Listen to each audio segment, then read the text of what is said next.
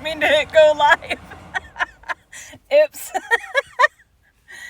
I was listening to a author friend's audiobook snippet. Oops.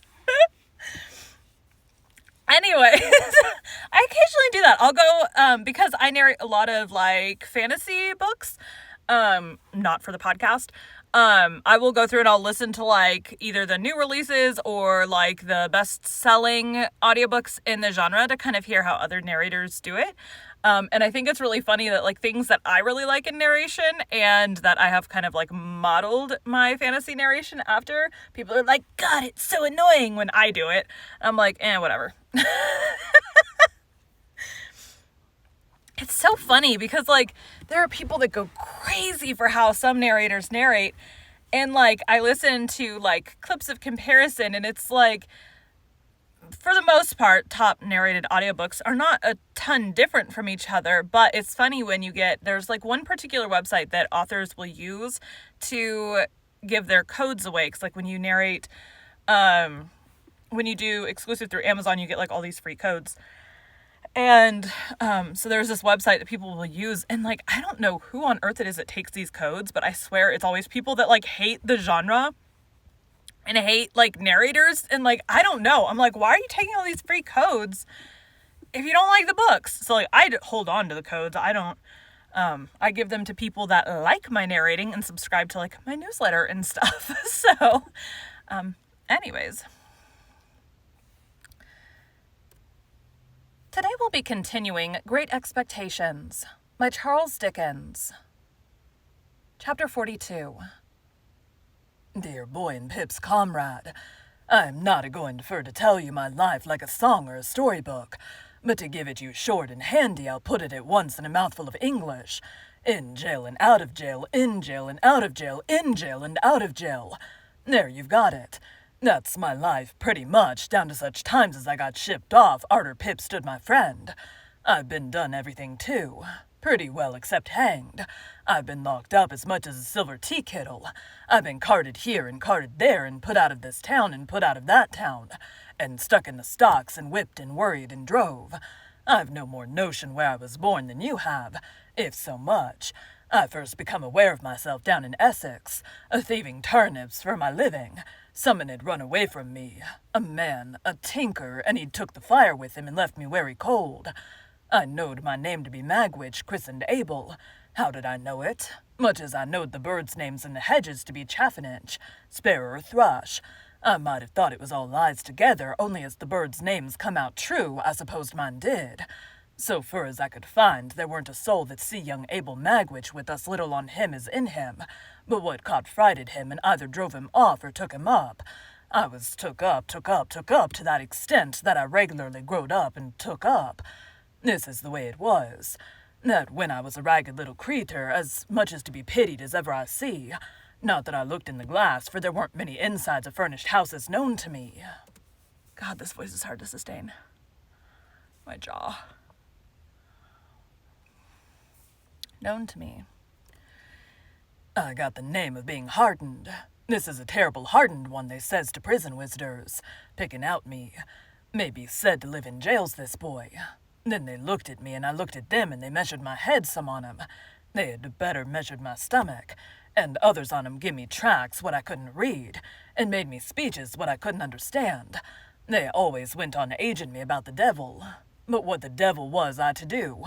I must put something in my stomach, mustn't I? Howsomever, I'm a-getting low, and I know what's due. Dear boy and Pip's comrade, don't you be afeard of me, lo.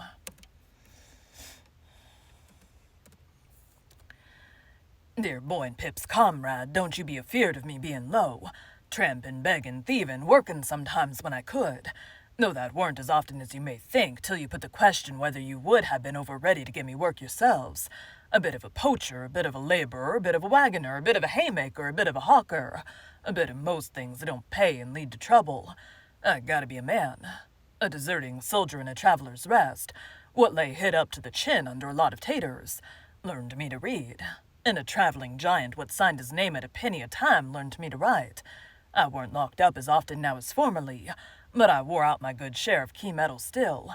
At Epsom races a matter of over 20 years ago, I got acquainted with a man whose skull I'd cracked with this poker, like the claw of a lobster if I'd got it on this hob.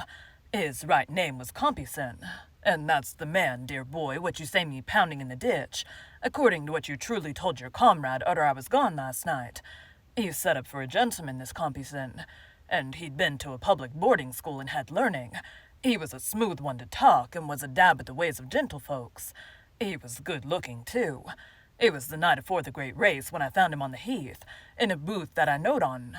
Him and some more was a-sitting among the tables when I went in, and the landlord, which had knowledge of me and was a sporting one, called him out and said, "I think this is a man that might suit you," meaning I was.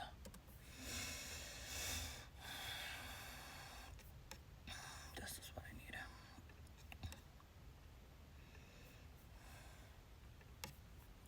Meaning I was.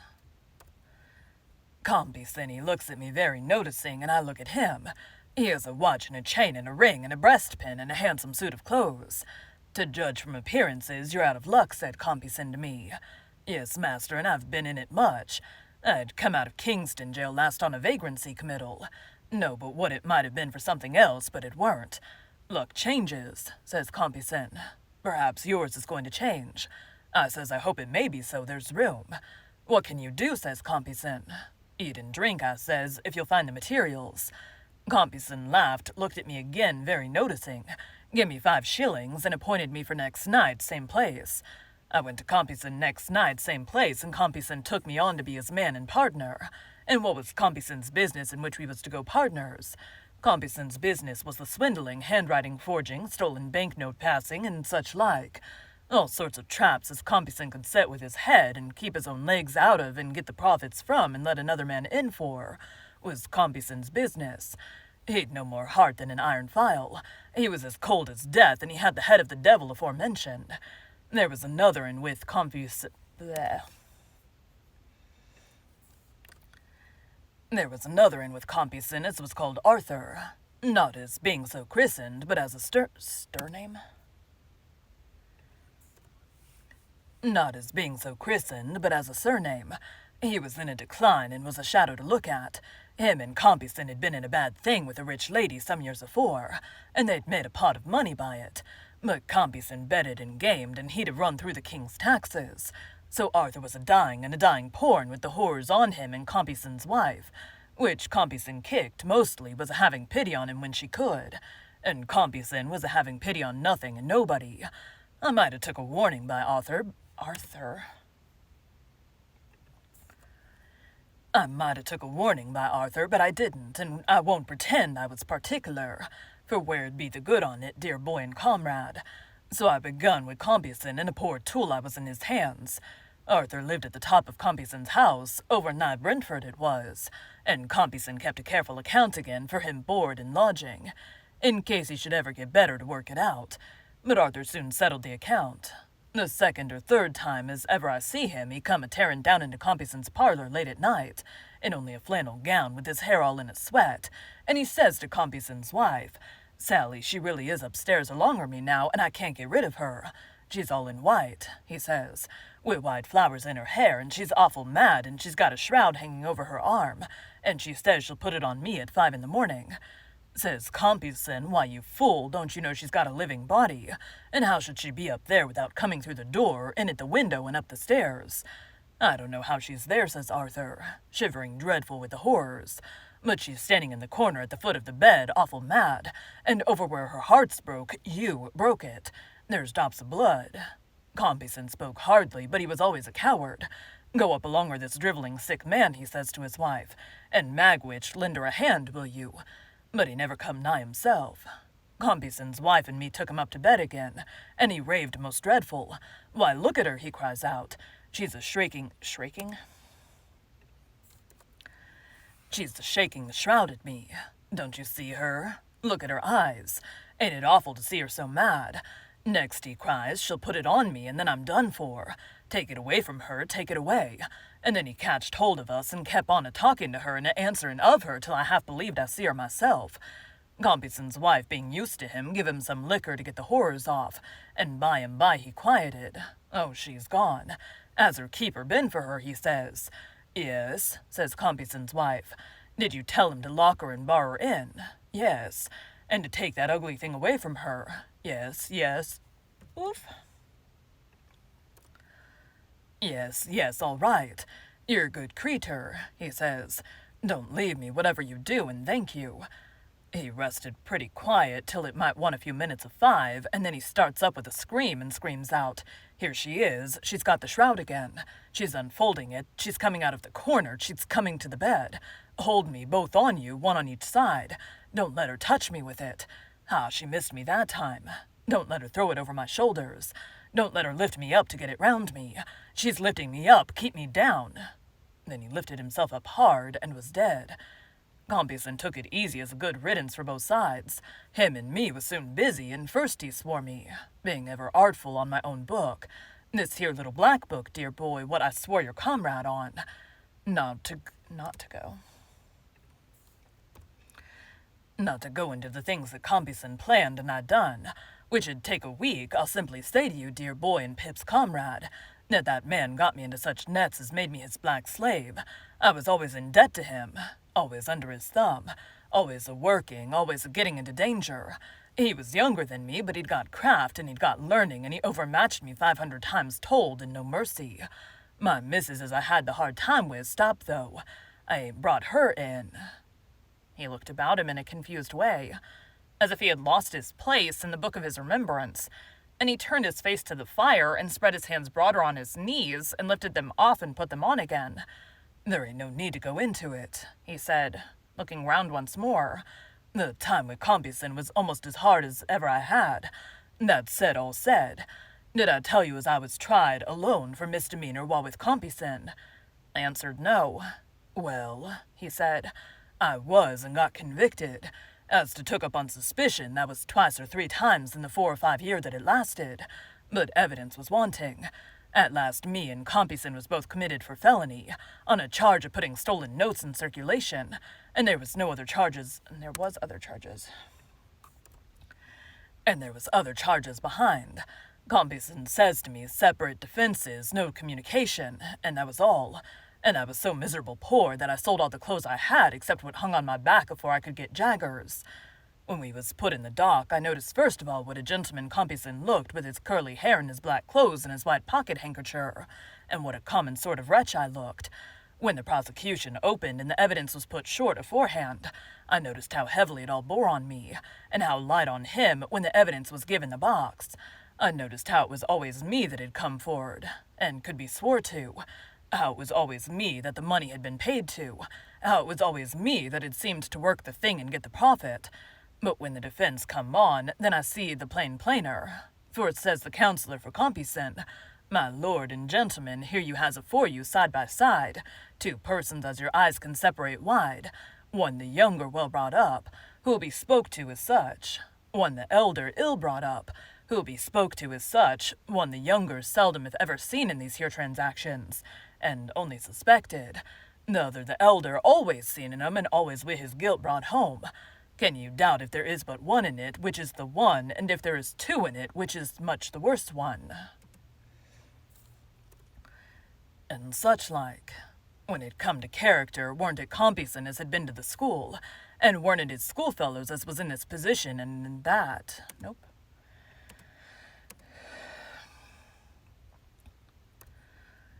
And weren't it his... Nope, trying to find my place.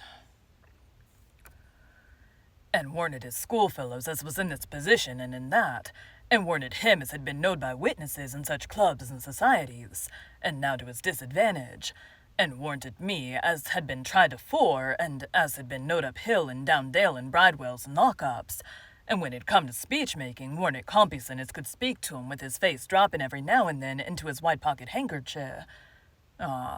And with verses in his speech, too. And weren't it me as could only say, "Gentlemen, this man at my side,"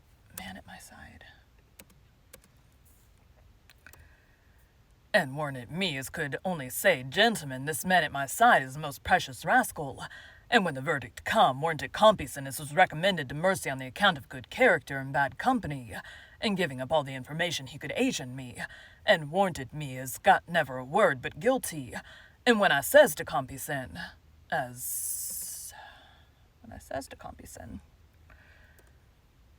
once out of this court, I'll smash that face of yourn. Ain't it Compeyson has prayed the judge to be protected and gets 2 turnkeys stood betwixt us. And when we're sentenced, ain't it him as gets 7 year and me 14? And ain't it him as the judge is sorry for because he might have done so well? And ain't it me as the judge perceives to be a old offender of violent passion, likely to come to worse? He had worked himself into a state of great excitement, but he checked it, took 2 or 3 short breaths, swallowed as often, and stretching out his hand towards me, said in a reassuring manner,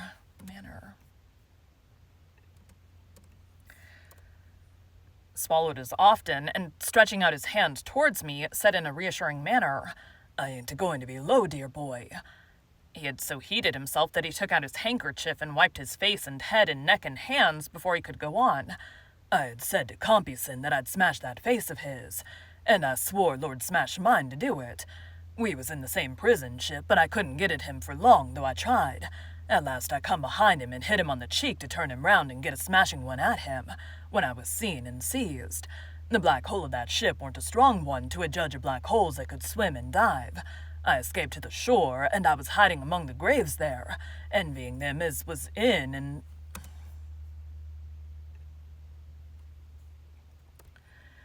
'em and all over when I first see my boy.